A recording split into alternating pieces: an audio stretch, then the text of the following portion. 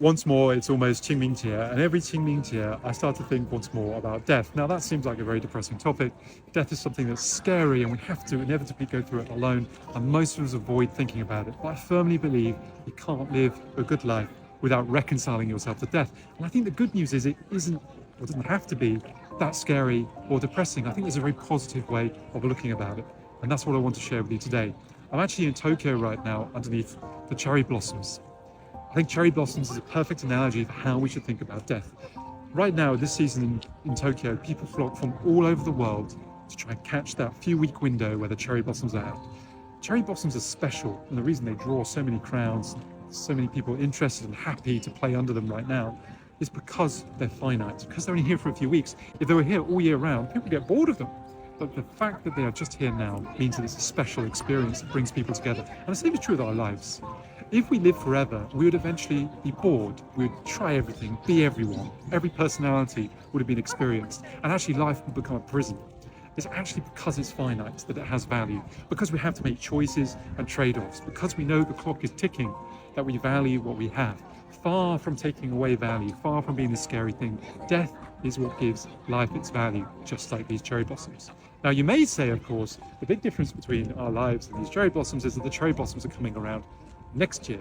And lots of people fall into this kind of depressing way of thinking, saying, well, what's the point if I'm going to die anyway? But you wouldn't say that about your favorite movie, right? You don't switch off your favorite movie 5 minutes in because it's going to end. You just enjoy the experience for the time that you have it. Get that kind of thinking and apply it to our own lives. And in any event, I would not necessarily agree that death is the final end, it extinguishes everything.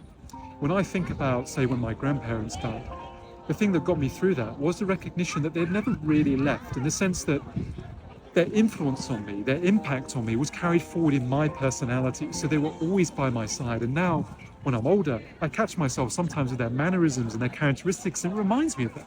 And so I've carried their lives forward in my own. And of course, I guess my favorite way of looking at life is like the ocean. Our lives are like a little wave in the ocean. We rise up and then we disappear. But the ocean itself never disappears. The water is still there. Your life, my life, it's like one grand cosmic continuum. We tend to think that the wave is all there is, that this unique configuration of atoms and whatever is all there is. It's a discrete thing. It starts and then it ends, but it doesn't. It's actually part of a continuum. Right now, you're in a certain state. After you die, you'll be in a different state. The wave disappears, but the water doesn't. The atoms that are part of your body will return to the earth and probably become parts of other living creatures, maybe even the cherry blossoms we see behind us. Death is not the end, it's just a step on this journey that has actually started from the very beginning of the universe and will last until the universe's dying days. Richard Dawkins, the biologist, said there's a 1 in 400 trillion chance of you being born. 1 in 400 trillion are pretty long odds. The fact that you're here is already a cosmic miracle of unbelievable proportions. But the fact is that death is the entry ticket you have to pay in order to experience this crazy thing that we call life. There's a very beautiful quote actually from Richard Dawkins that speaks exactly to this. We are going to die, and that makes us the lucky ones. Most people are never going to die because they never are going to be born. Potential people who could have been here in my place, who will in fact never see the light of day, outnumber the grains of sand in Arabia. Certainly those unborn ghosts include greater poets than Keats, scientists greater than Newton. We know this because the set of possible people allowed by our DNA so massively exceeds the set of actual people. In the teeth of these stupefying odds, it is you and I, in our ordinariness, that are here. We privileged few who won the lottery of birth against all odds. How dare we whine at our inevitable return to that prior state from which the vast majority have never stood.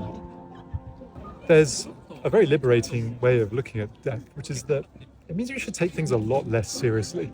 At the end of the day, you start from the same, you end in the same, and there's whatever happens in the middle. No matter how successful you are, we're all going to end in the same way. So stop taking life so seriously. Enjoy the moments you're here before that wave is absorbed once again into the grand ocean of the universe. There's a brilliant quote that I want to leave you since I'm in Japan from the Tale of the Heike that speaks to exactly this. The sound of the Gian Shoja bells echoes the impermanence of all things. The colours of the Sala flowers reveals the truth that the prosperous must decline. The proud do not endure. They are like a dream on a spring night. The mighty fall at last. There is dust before the wind.